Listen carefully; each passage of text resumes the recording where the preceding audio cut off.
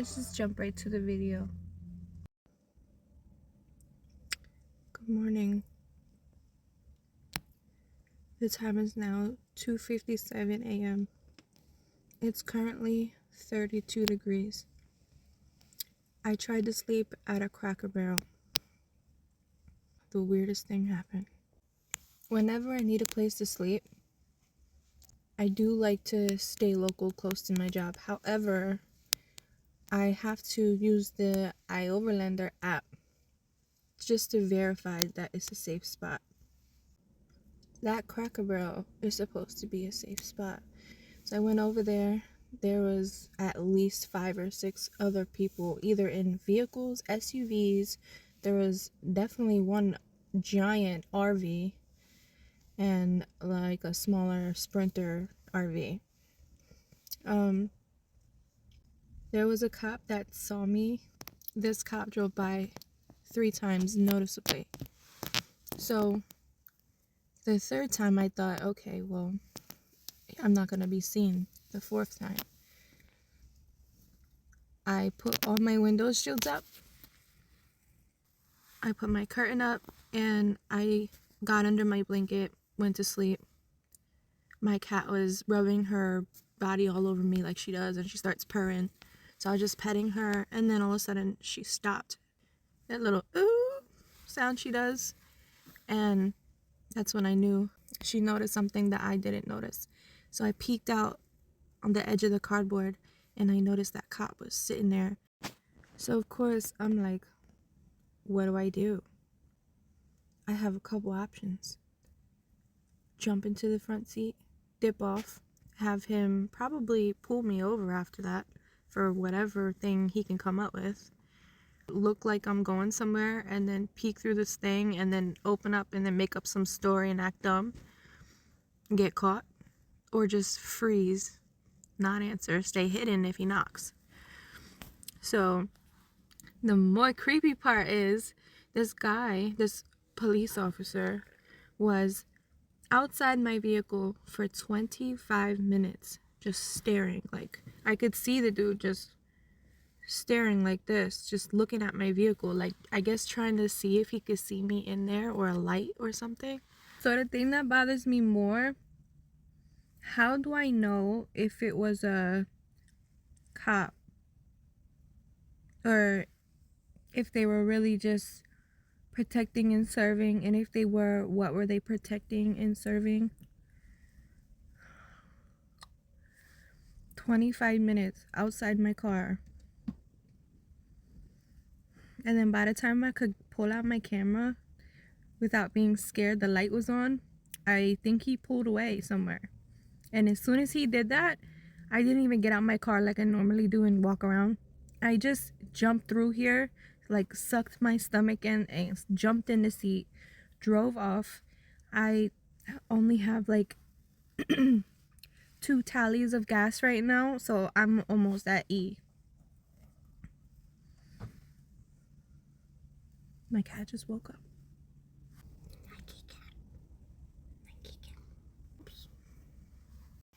So after that thing that happened, I'm not going to be going back to that Cracker Barrel.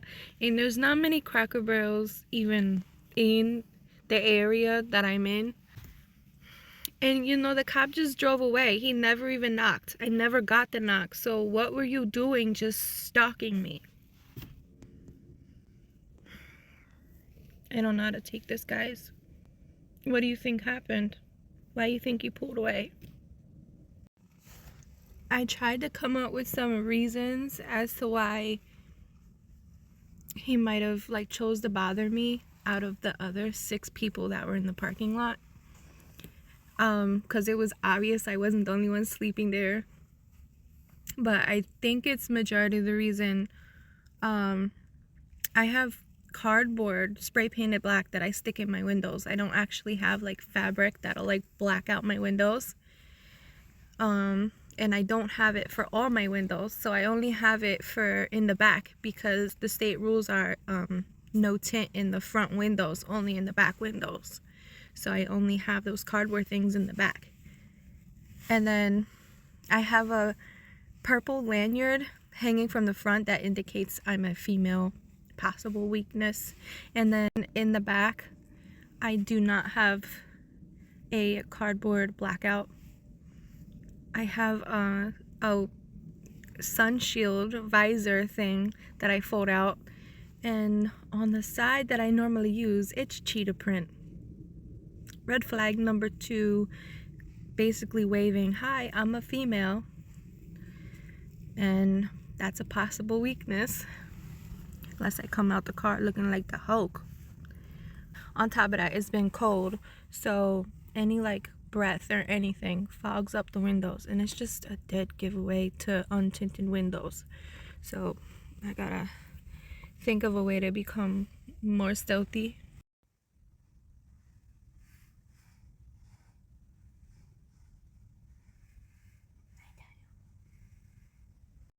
So after that whole thing happened, I just left and I drove far, far away, and I'm currently in a few towns over in a Lowe's parking lot, which is not a good thing, guys, because Lowe's is cracking down.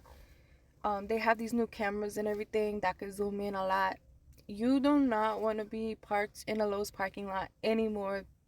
Like, I know it was supposed to be like, it's not anymore. It's supposed to be like Walmart before, but it's not now. You can't park there overnight, and maybe you could get away with it if they have an overnight shift, but a lot of Lowe's that are smaller don't, and they have this new camera thing. You're not going to get away with it. And if you ask permission, it's just putting yourself out there, and then they'll purposely make sure you're not in the parking lot. So, living in Jersey, tri-state area, Philly, Delaware, where's a good place to park? Because you have a lot of patrol going around making sure you're not parked there. And if you are, they have the right to be like, "What are you doing?" If you are seen. They have the right to knock on your vehicle and be like, "You gotta move." So where can you go unnoticed? Most places have signs in New Jersey. No trespassing, no parking, no overnight parking. A lot don't even say anything. Like large businesses, it's just an automatic assumption on what you should do. The best places to park in New Jersey, kitty cat. The best places to park in New Jersey is businesses that have overnight shifts. Not all stores will have it. Just because one store does not mean another does. Planet Fitness used to be 24 hours. In my area, there's one Planet Fitness open overnight, and it's 24 5 days a week, not 7. So where can you go? There's apartment complexes, but you have to make sure the apartment complexes aren't gated and don't have assigned parking spots, because then your car will get towed or you could get the knock. Or if you're in a real ghetto area, you'll get your license plate and your catalytic converter stolen while you're asleep. Ow! My cat just scratched me. I'm not a mountain.